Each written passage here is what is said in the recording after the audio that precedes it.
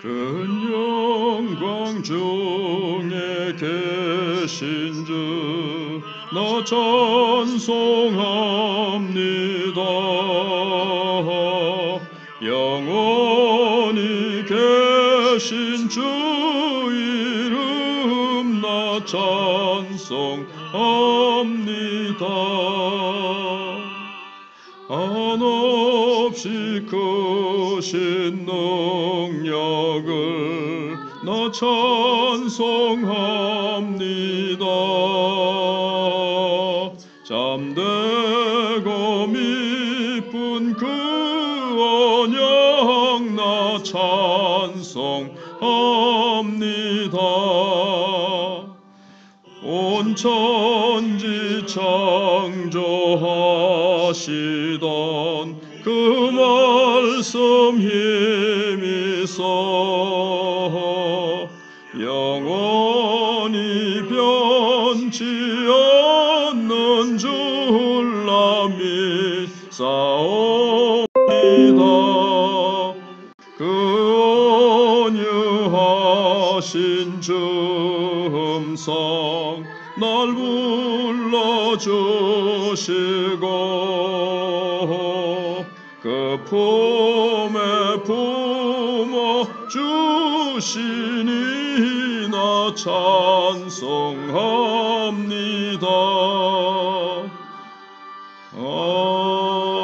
아멘.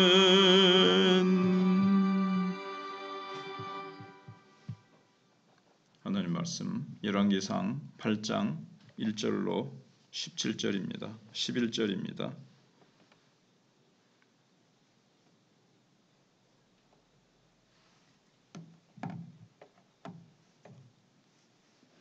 이에 솔로몬이 여호와의 언약궤를 다윗성 곧 시온에서 메어 올리고자 하여 이스라엘 장로와 모든 지파의 우두머리 곧 이스라엘 자손의 족장들을 예루살렘에 있는 자기에게로 소집하니 이스라엘 모든 사람이 다 에다님월 곧 일곱째 달 절기에 솔로몬 왕에게 모이고 이스라엘 장로들이 다 이름에 제사장들이 궤를 매니라.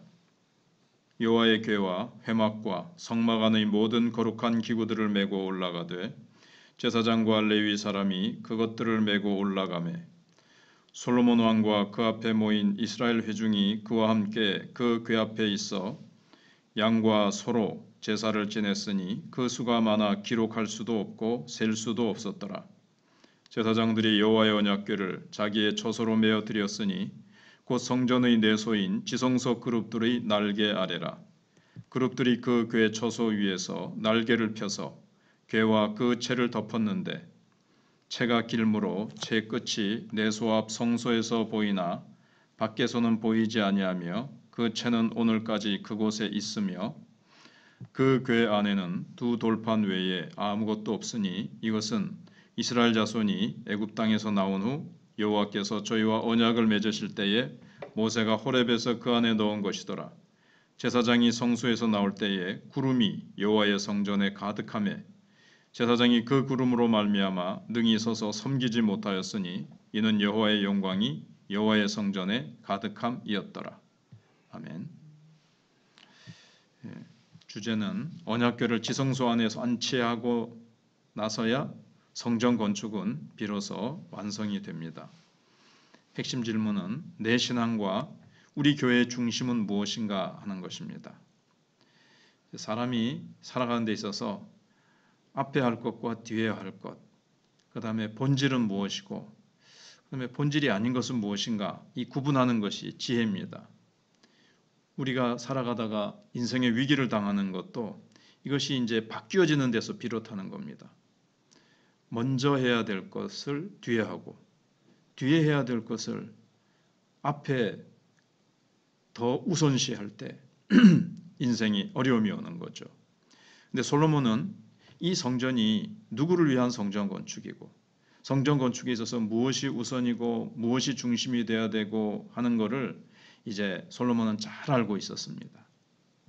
성전을 지어도 거기에 정말 중요한 것은 언약궤죠. 그래서 성전을 완공된 후에 곧장 이제 언약궤를 가져오지 않고 사실은 11개월을 기다립니다. 왜냐하면 하나님은 우리가 함부로 부릴 수 있는 대상이 아닙니다.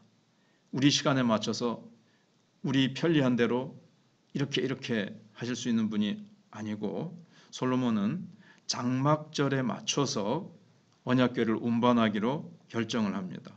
장막절은 추수 감사절기이고 또 율법 중심으로 신앙적인 삶을 살겠다고 이렇게 새롭게 결단을 한 그런 절기입니다. 신명기 31장 9절로 13절에 보면 그런 내용이 있습니다. 그리고 한 해를 이제 시작하는, 그것을 알리는 신년 축제 중에 하나입니다.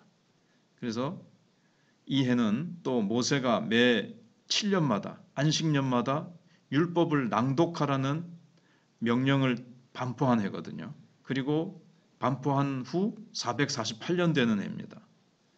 그러니까 뭔가를 이제 솔로몬은 딱 절기하고 뭔가 이렇게 맞춰서, 아무런 뭐 절기가 아닌 때 아무 평일에 이렇게 딱 옮긴 게 아니고, 뭔가 모세가 말한 율법을 낭독하라고 명령한 그 매년 7년 쭉 해가지고 그 7년이 딱 맞아 떨어지면서 또 장막절이 딱 오는 요 때가 딱 이제 하나님께서 이렇게 하나님께 이 성전을 딱 이제 완공하는 그때, 그리고 언약궤를 요때 지성소에다가 안치하는 것이 좋겠다, 이렇게 이제 생각을 한 겁니다.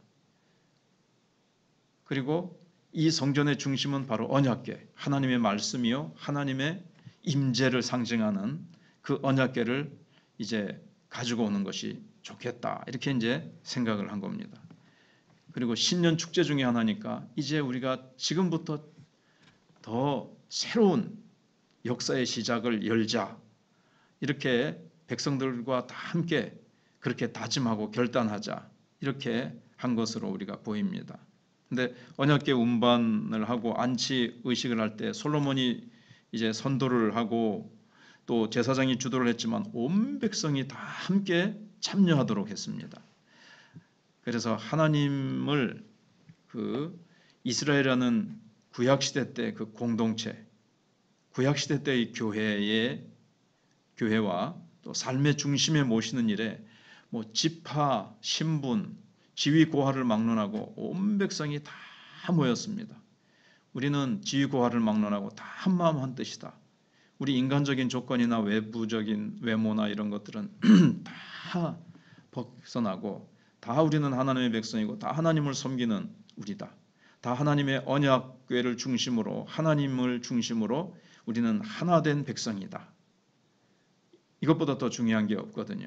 그래서 솔로몬은 이때 온 백성이 모이게 해서 언약궤를 안치를 했고, 백성들은 그걸 보면서 야, 언약궤, 하나님이 우리 중심에 계시고 우리는 하나님의 말씀에 순종해야 되는 백성이다, 이런 열망으로 하나 되게 하려고 이제 솔로몬은 그렇게 했던 겁니다.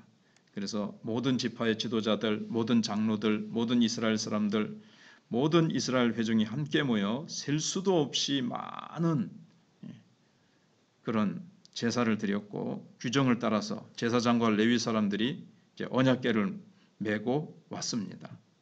하나님의 말씀에 순종하고 하나님을 우리 개인과 가정과 교회의 삶의 중심에 모시는 일에 우리가 한 마음으로 우리도 다 참여해야 되겠습니다. 한 마음과 한 뜻이더라고 빌립보서 1장에서도 2장에서도 계속 얘기하고 있지 않습니까?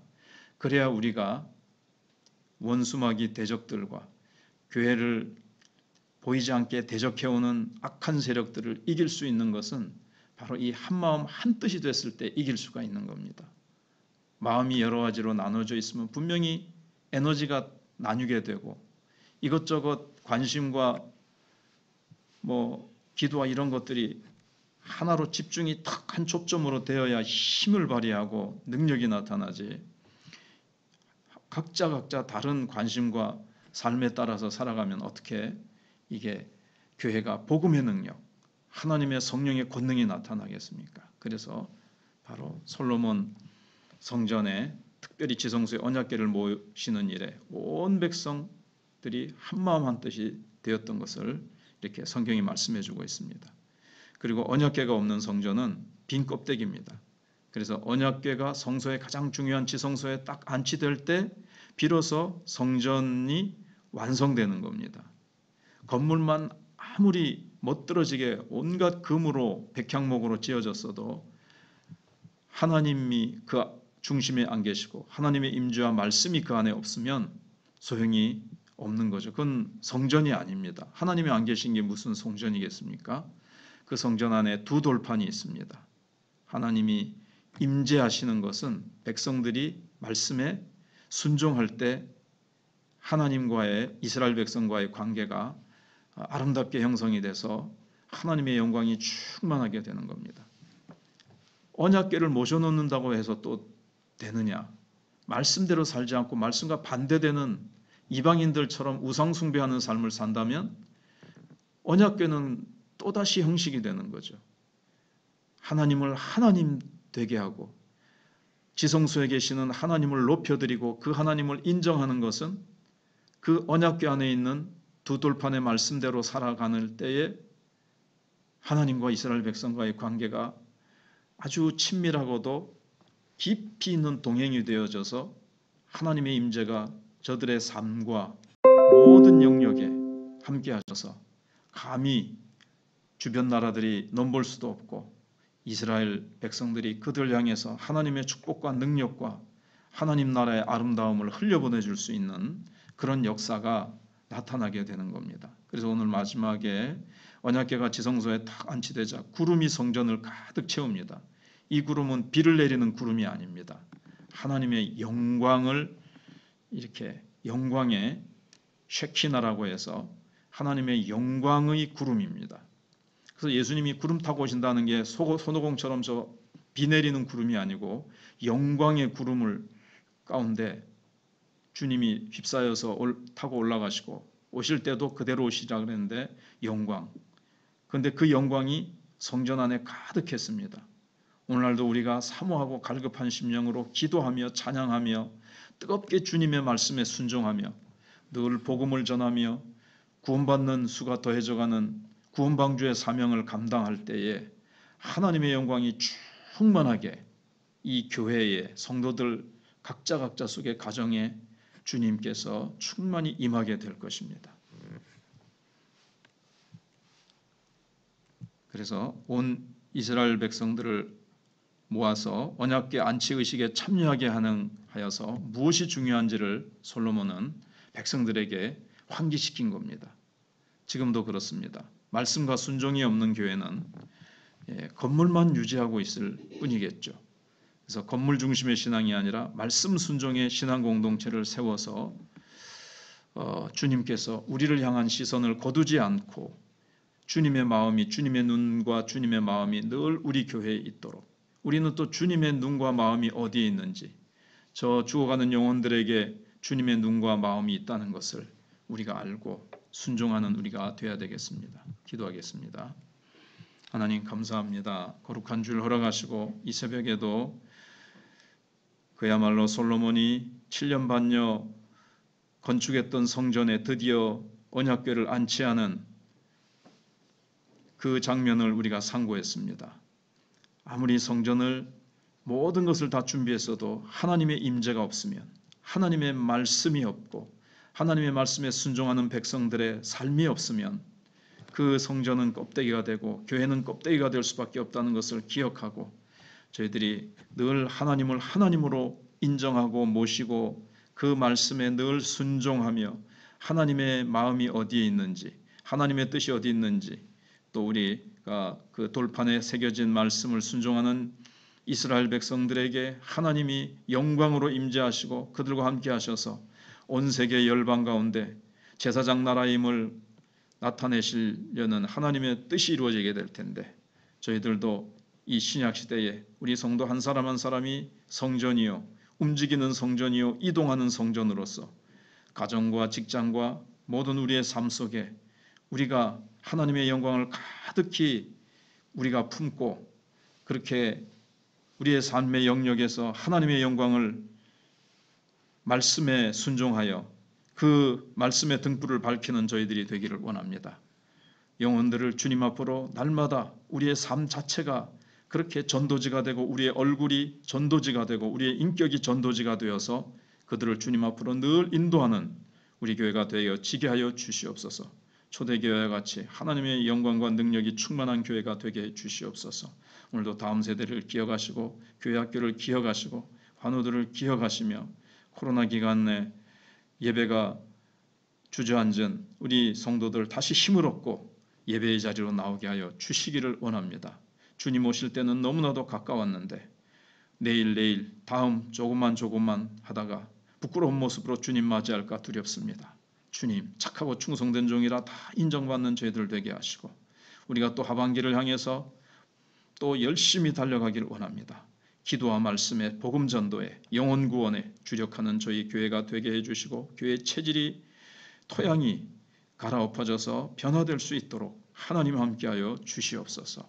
오늘도 정경석 선교사님 오셔서 땅끝까지 복음 전하는 이 일과 복음 전하는 자에게 주어지는 능력과 축복을 또 나누게 될 텐데 또 선교 보고도 하게 될 텐데 도전받고 은혜 받는 시간 되게 해 주시옵소서. 예수님 이름으로 기도하옵나이다. 아멘.